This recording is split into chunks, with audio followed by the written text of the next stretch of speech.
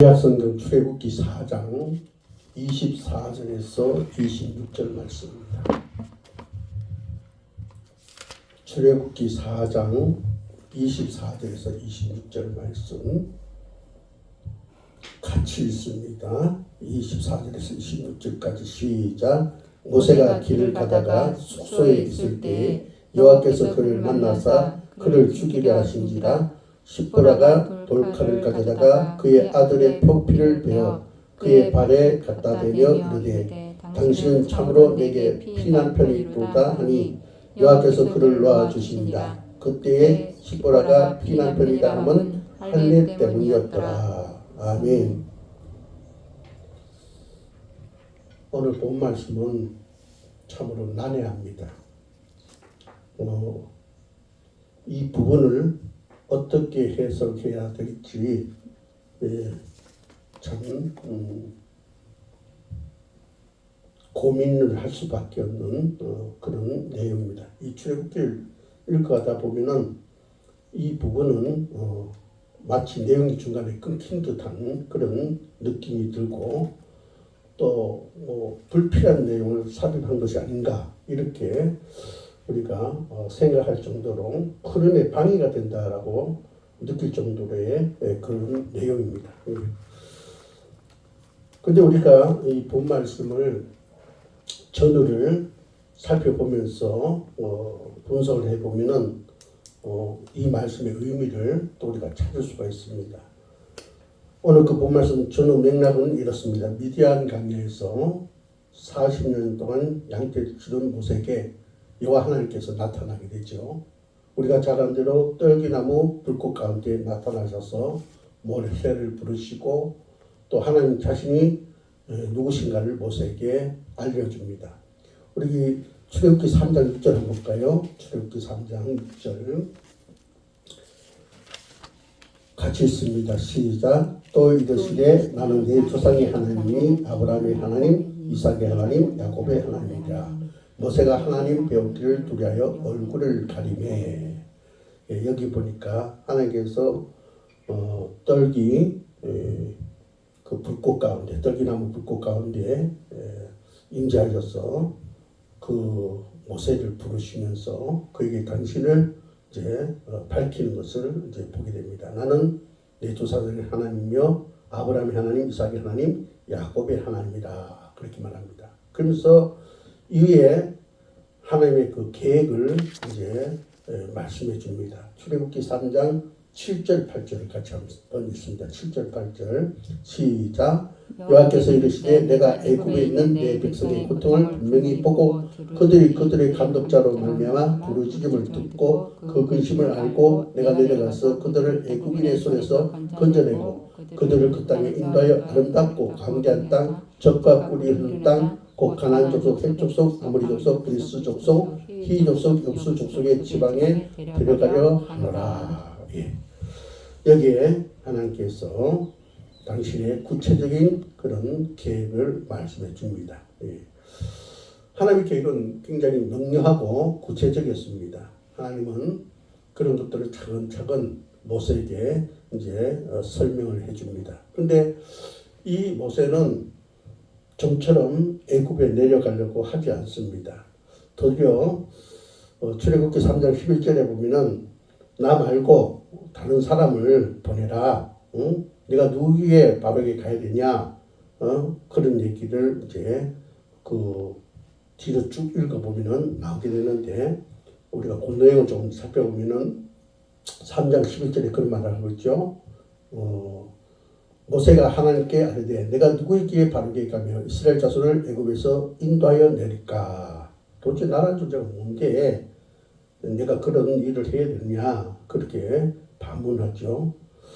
하나님은 거기에 대해서 이렇게 말합니다. 12절에 보니까 내가 반드시 너와 함께 할 것이다. 그렇게 약속하시면서 모세가 바로 왕 앞에 가서 하나님께서 명하는 명령을 행할 것을 말합니다. 그러나 모세는 13절에서 이제 그런 또 얘기를 하죠. 내가 만약에 그곳에 간다 할지라도 그들이 내게 묻기를 이제 누가 나를 보냈냐 그의 이름이 무엇이냐라고 묻는다면 내가 어떻게 대답을 해야 되겠습니까? 그렇게 묻습니다. 그때 하나님은 14절에서 그런 말씀하죠. 나는 스스로 있는 자이니라. 예, 스스로 있는 자다. 스스로 있는 자가 너를 보냈다고 그렇게 얘기하라. 이렇게까지 알려줍니다. 근데 모세는 출애굽기 4장 1절에 와서 또 그런 얘기를 합니다. 모세가 대답하여 이르되 그러나 그들이 나를 믿지 아니하면 내 말을 듣지 아니하고 이르기를 여호와께서 내게 나타나지 아니하셨다 하리다. 예. 내가 간다 하더라도 내 말을 믿지 않으면 어떻게 하면 좋겠습니까? 그런 얘기를 합니다. 예.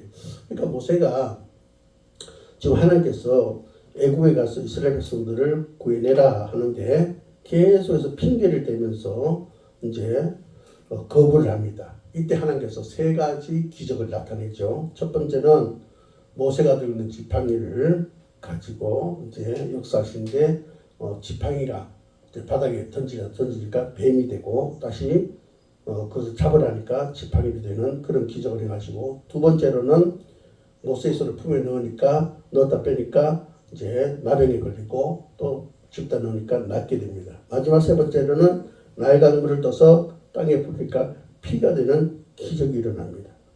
그럼에도 모세는 또다시 얘기합니다. 출애굽기 4장 10절에 보니까 뭐라고 얘기했냐. 나는 본래 말을 잘하지 못한 자입니다.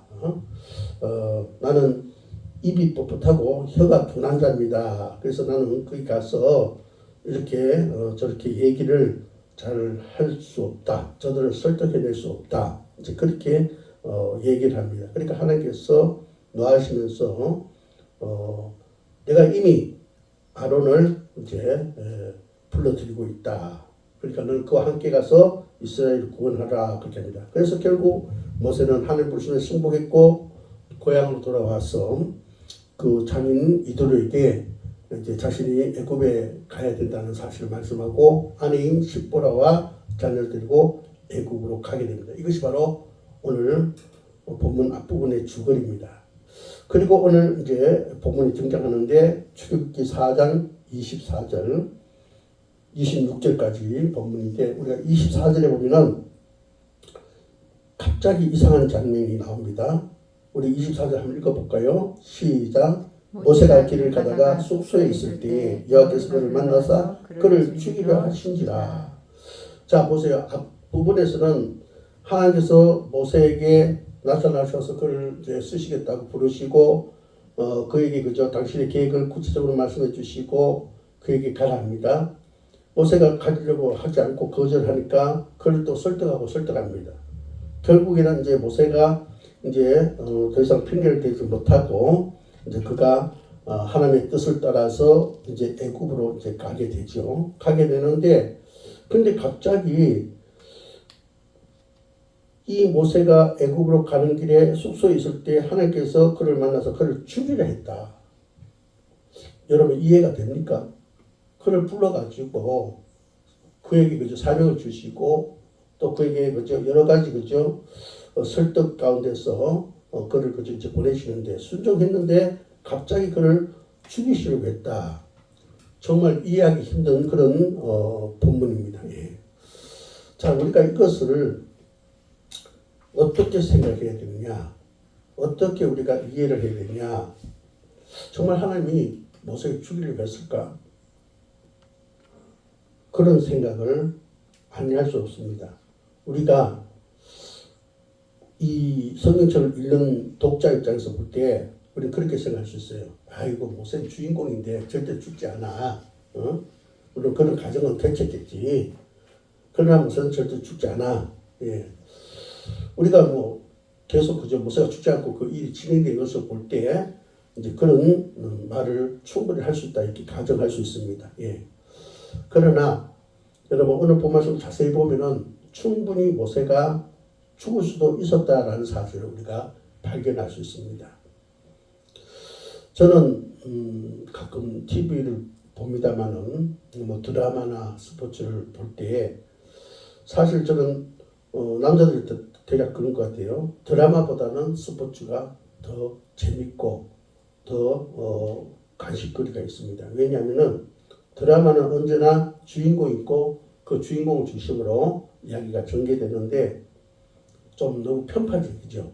모든 게 그 주인공 중심으로 돌아가죠. 그죠? 예, 그래서 뭐 그게 너무 뻔한 얘기하는 것 같아서 그래서 그거보다는 이제 스포츠에 대해서 더 매력을 느낍니다. 왜냐하면 스포츠는 주인공이 없어요. 또 있다 할지라도 주인공이 바뀔 수가 있어요.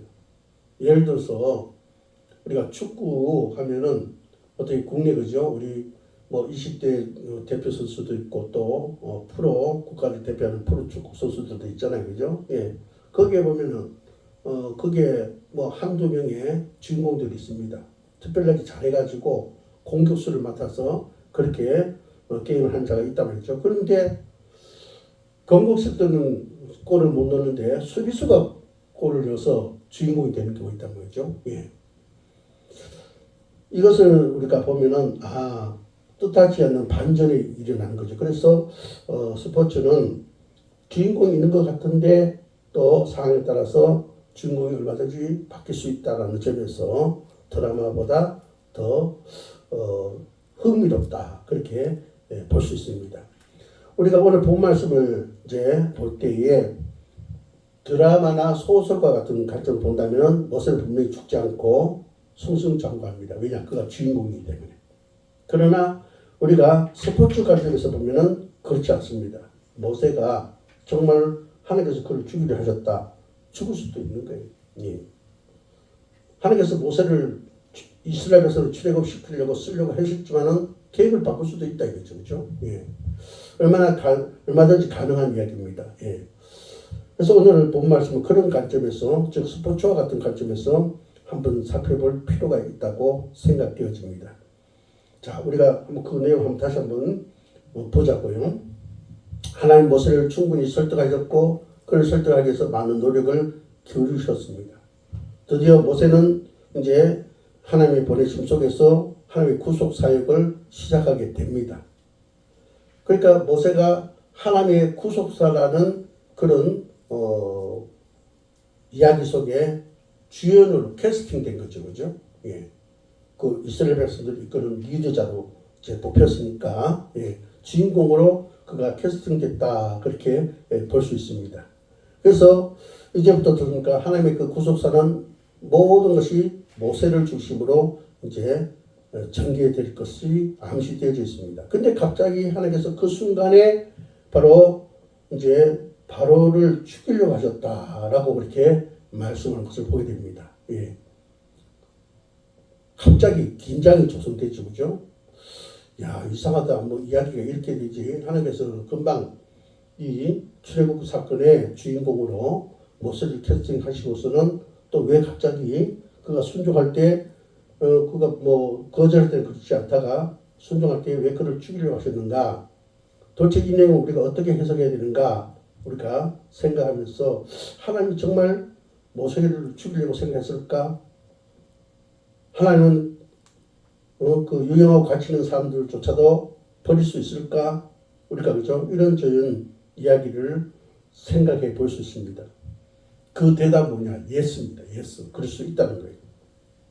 제가 지금까지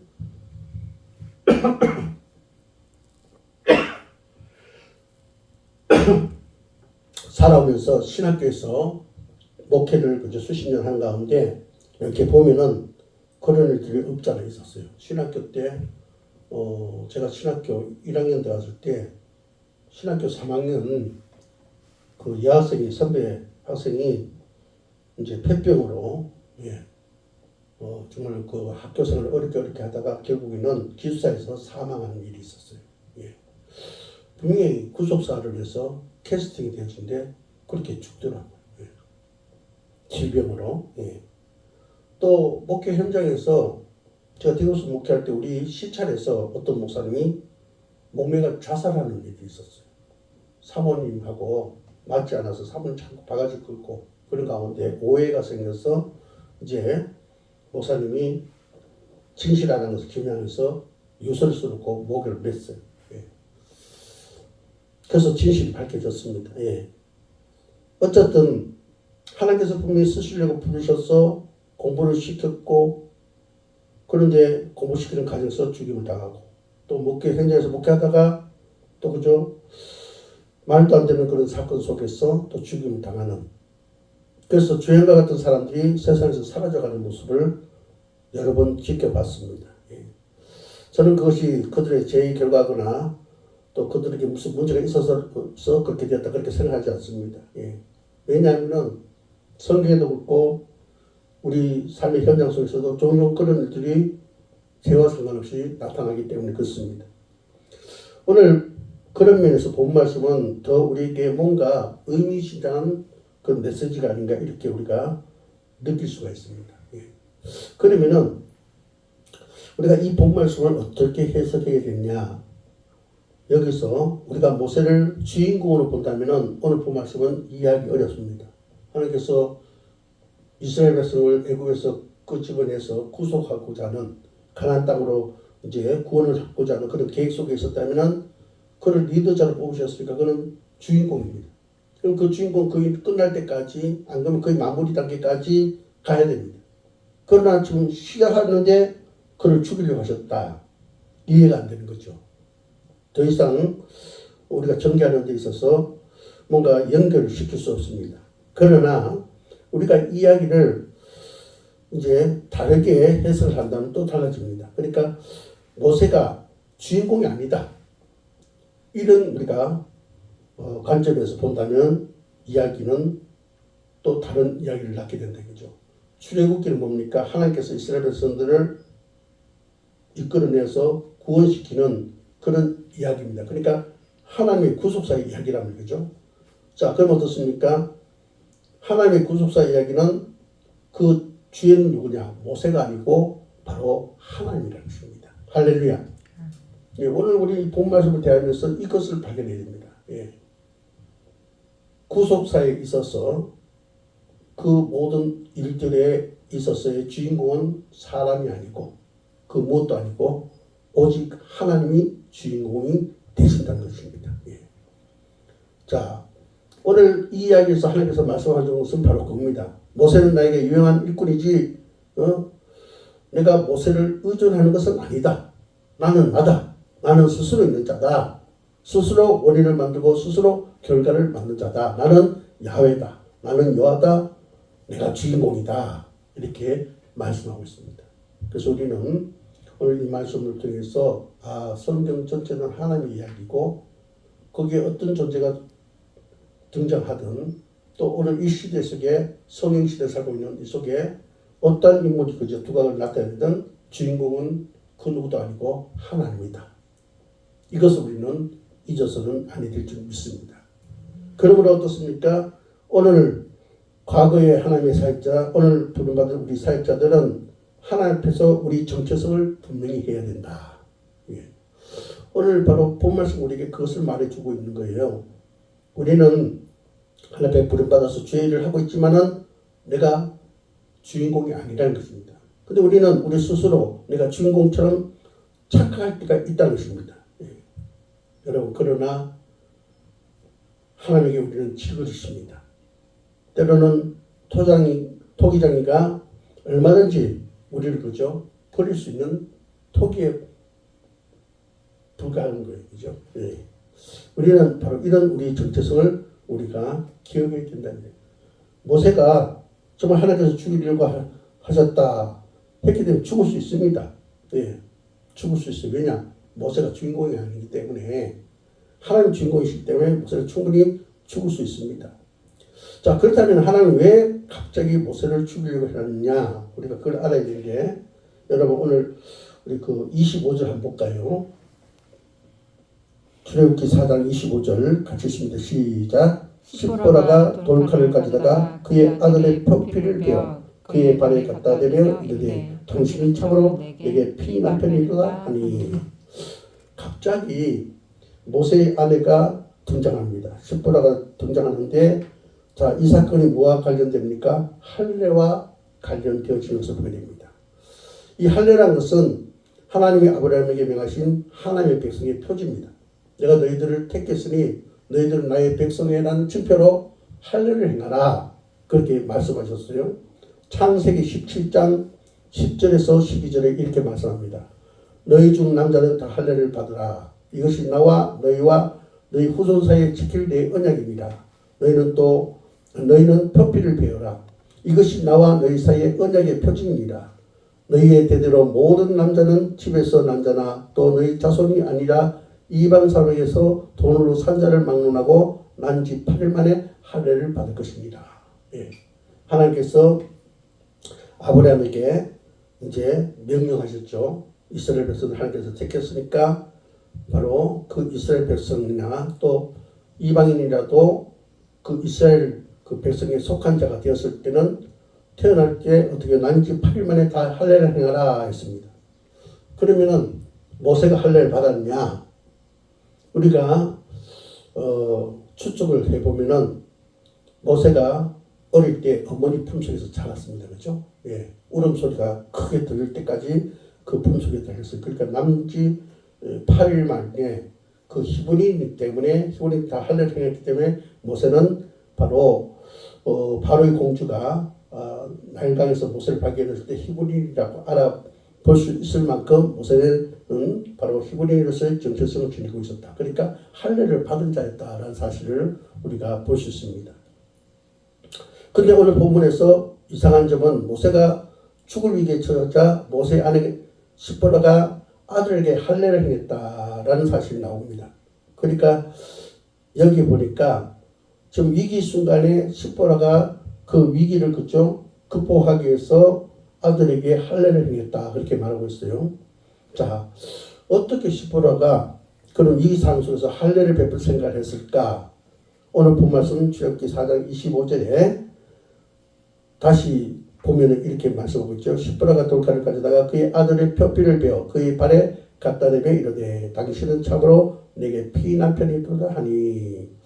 자, 여기서 우리는 한 가지 사실을 발견할 수 있는데 모세는 두 아들이 있었는데 그 중에 한 아들이 할례를 받지 않고 있었다는 사실을 여기서 우리는 발견하게 됩니다. 자, 모세에게 있어서 첫째 아들은 게르솜이고 둘째 아들은 엘리에셀입니다. 근데 이제 이 모세가 첫째 아들을 이제 그의 아내 시보라를 만났을 때 바로 할례를 치렀습니다. 근데 어떻습니까? 둘째 아들에 대한 그런 기록은 없습니다. 우리 출애굽기 2장 한번 볼까요? 2장 21절 같이 한번 읽어봅니다. 시작. 모세가 그의 동가들을 기뻐하며 그가 그의 딸 시보라를 모세에게 주었더라. 자, 지금 여기에 보니까 모세가 이제 시보라는 여인과 이제 서로 어떻게 됩니까? 부부가 됩니다. 그렇죠? 예. 모세가 그 시보라를 사랑했고 그래서 그 시보라 아비에게 허락을 받아서 바로 저들이 부부가 되었다. 그런 얘기 나와요. 예. 자, 여기에 보니까 모세가 미디안 사람 이도의 딸 시보라를 아내로 맞이했단 말이죠. 예, 맞이했어요. 예. 맞이해서 이제 했는데 그다음 둘째 아들을 낳았다는 기록이 이어서 나오지 않습니다. 예. 자, 여기서 이제 둘째 아들에 대한 기록이 나오지 않는데 둘째 아들 엘리에셀의 이름은 출애굽기 18장에 가서 나옵니다. 예. 출애굽기 18장에 가서 이제 둘째 아들 엘리에셀이 이제 그 얘기가 나오는데 여러분 한번 우리 상상을 해보자고요. 모세가 이제 그 애굽에서 나이가 40이 됐을 때 궁궐에 있다가 자기가 유대인이라는 것을 알고 자기 동족 구하려다가 살인을 하고 그래서 결국은 어떻습니까? 도망을 와서 미디안 강에 와서 거기서 이제 거하게 되죠. 처음에 자신이 히브리인이며 선택받은 이스라엘 민족임을 잊지 않았고 그 정체성을 유지하기 위해서 그는 첫째 아들을 이제 그 시보라를 만났을 때 할례를 행했습니다. 그러나 거기서 40년이라는 세월을 보내면서 그의 믿음과 서민으로서의 정체성은 점차 희미해져 갑니다. 그래서 이제 나중에 거기서 미디안 여인 시포라에 의해서 둘째를 갖게 되는데 아마 그런 것 같아요. 첫째 아들은 이 지금 모세가 자기들 히브리이니까 시포라를 만나서 이제 첫 아이 게르솜을 낳았을 때는 당연히 할례를 행해야 되겠다 해서 할례를 행하지 않았나 그렇게 생각됩니다. 그러나 뭐 시포라도 이제 거기에 이를 닿지 않고 이제 찬성을 했는 것 같아요. 근데 시므라가 가만히 겪어보니까 그 첫째 아들 게르솜이 할례를 받는데 고통스러운 거거든요. 표피를 돌로 찍어가지고 너무나 고통스러운 거거든요. 그래서 둘째 아들 낳았을 때 바로 그 할례를 행하지 않았다는 것입니다. 예. 자, 이런 상황에서 우리가 오늘 본 말씀 이해해야 되는데 왜 모세가 죽음의 위기를 맞이하게 됐냐? 그것이 바로 여기서 이제 그 이유를 찾을 수 있습니다. 모세가 이제 하나님의 부름을 받아서 이스라엘 백성들을 애굽에서 끌어내서 가나안 땅으로 인도하려고 하는데 어떻습니까? 이 모세가 지금 그 일을 하려고 하나님의 부름을 받았지 어떻습니까? 그는 그 이스라엘 백성을 구원하고자 하는 그 일에 리드자로 부름받은 그는 정작 그 가정이 하나님의 온전한 그런 모습을 갖고 있지 못했다는 것입니다. 할례를 행하라 했는데 할례를 행하지 않았다는 거죠. 둘째 아들을. 그래서 하나님께서 그를 죽이려고 했습니다. 이것을 눈치챈 바로 시므라가 어떻습니까? 그 위기를 외면하기 위해서 어떻게 해요? 돌칼을 가져다가 둘째 아들 표피를 베어서 어떻게 해요? 그 할례를 행해서 이제 남편에게 갖다 주면서 당신은 참으로 내게 피의 남편이다. 당신은 이 할례를 받았고 첫째 자식에도 할례를 했고 이제 둘째도 이제 할례를 받게 해서 바로 하나님과 언약된 백성으로서 설 여자다 이렇게 고백을 했다 이거죠. 그러니까 이 참 시므라 여인이 참 순발력 있고 똑똑했던 것 같아요, 그죠? 지금 하나님께서 자기 남편 모세를 죽이려 하니까 그 위기를 극복하기 위해서 빨리 캐치한 거죠. 아, 둘째를 할례를 행하지 않아서 하나님이 노하셨다. 그래서 그 아이를 할례를 받기 위해서 이제 하나님의 진노를 바로 멈추게 했다는 것입니다. 여러분, 오늘 여기서 우리는 분명히 기억해야 됩니다. 우리가 사역에 앞서서 자신의 신앙과 가정을 잘 돌봐야 된다. 예. 하나님의 부름 받았다 할지라도 우리 신앙과 우리 가정을 잘 돌보지 않으면은 우리는 하나님의 부름을 받았다 하더라도 우리는 하나님의 캐스팅 되었다 하더라도 우리는 버림을 받을 수 있다. 죽임을 당할 수 있다. 하나님의 그 계획한 역사 현장에서 사라질 수 있다. 라는 사실을 우리는 기억해야 됩니다. 디모데전서 3장 5절에 이렇게 말합니다. 사람이 자기 집을 다스릴 줄 알지 못하면 어찌 하나님의 교회를 돌보리요. 사람이 자기 집을 다스릴 줄 알지 못하면 어찌 하나님의 교회를 돌보리요. 디모데전서 3장 12절에 보면 집사 자격에 대해서 말씀하고 있는데 거기에 이런 말을 합니다. 한 아내의 남편이 되어 자녀와 자기 집을 잘 다스린 자가 집사의 자격이 있다. 그렇게 말하고 있습니다.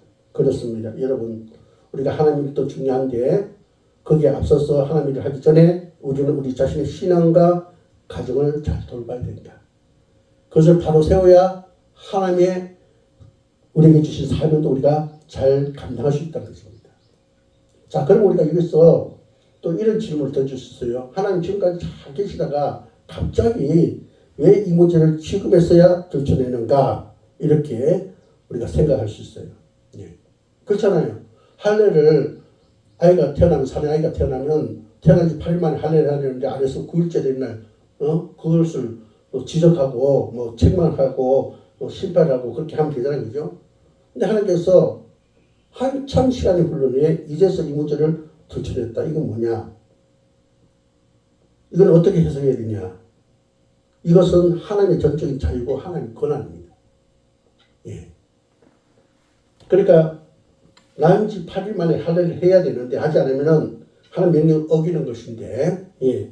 그것을 하나님께서 바로 진노하지 않은 것은 하나님의 전적인 자유고 하나님의 권한인데, 자, 하나님은 당신의 자유고 권한인데 왜 그것을 심판하지 않고 그대로 두셨냐? 하나님께서 바로 심판하고 그 모든 것을 그저 계산하는 것은 하나님의 전적인 영역이라는 것입니다. 근데 하나님께서 그저 나름대로 생각이 있으셔서, 예. 그 하나님께서 마음에 품고 있는 그 어떤 것이 있어서 하나님의 자유의지를 따라서 하나님 권한을 따라서 그 당시에 책임을 묻지 않고 지금까지 기다려줬다는 것입니다. 어떤 그 편에서 볼 때, 즉 인간 편에서 볼 때는 이것은 하나님으로부터 인간이 받는 은혜라 이렇게 해석할 수 있습니다. 만약에 9일째 된 날 돼도 하늘 받지 않으면은 그래서 그죠 죽이든지 그죠 하나님께서 책망하든지 할 수 있습니다. 그죠? 근데 하나님께서 기다려줬다. 인간 편에서는 은혜라는 것입니다. 너희들 할 일을 해내라. 너희들 신앙을 바로 세워가라. 너희들 하나님이 택하신 백성이다. 택하신 백성으로서 거룩함을 입어야 된다. 하나님 뜻을 쫓아야 된다. 그게 법이라 이거죠. 그럼 그렇게 즉각해야 되는데 하나님은 바로 심판하지 않았다는 것은 바로 그들을 기다려줬다는 거예요. 예. 모세가 빨리 깨닫고 할 일을 둘째 기도를 행하도록 시므온가 빨리 깨닫고 그죠 그 표피를 돌로 찍는 그 자식의 아픔을 그죠 그게만 멈추지 말고 그가 구원받아야 된다는 지옥 가지 않고 천국 가는 자가 되어야 된다는 커다란 맥락에서 그 육적인 그죠 인정을 그죠 뛰어넘는 그런 자가 되도록 기다렸다는 거예요. 네. 여러분 이것은 인간에게 있어서 하나님의 은혜요 하나님의 자비입니다. 네. 그래서 우리는 이것을 기억해야 됩니다. 우리도 하나님의 부름을 받았어요. 그죠? 부름 받았어요. 사명이 우리에게 주어졌습니다. 사명의 자리를 가고 있습니다. 그런데 과거에 우리가 행해야 될 일을 하지 아니하고 또 지금까지도 우리가 그죠 그 일을 행하지 아니하고 있다면은 어떻게 됩니까? 지금 우리는 이 시바라처럼 빨리 민첩하게 행동하는 자가 되어야 됩니다. 하나님은 하나님에 합당하지 않는 자는 아무리 캐스팅했다 할지라도 그를 버리신다는 사실을 기억해야 됩니다. 그래서 우리는 하나님의 부름받은 자로서 어떻게 해요? 우리가 그 맞게끔 우리 정체성을 회고해야 됩니다. 나는 하나님의 일꾼이다. 목사로서 사모로서 평신도 지도자로서 부름받았다. 그럼 어떻게 해요? 우리가 하나님께서 우리에게 주신 법이 있는데 하나님께서 우리에게 요구하는 거룩함이 있는데 이것을 우리가 잘하고 있는가? 잘하지 못하면 어떻습니까? 속히 지금 그것을 바로 잡아야 된다. 바로 하나님 앞에 합당하도록 우리 자신을 세워가야 된다. 아멘입니까? 그렇지 않으면 우리 역사 속에서 사라집니다. 하나님께서 우리를 부르신 그 부르심에서 우리는 어떻게 됩니까? 지어야 됩니다. 예. 이것을 알고 우리는 바로 하나님을 바로 돌이켜서 우리가 하나님께서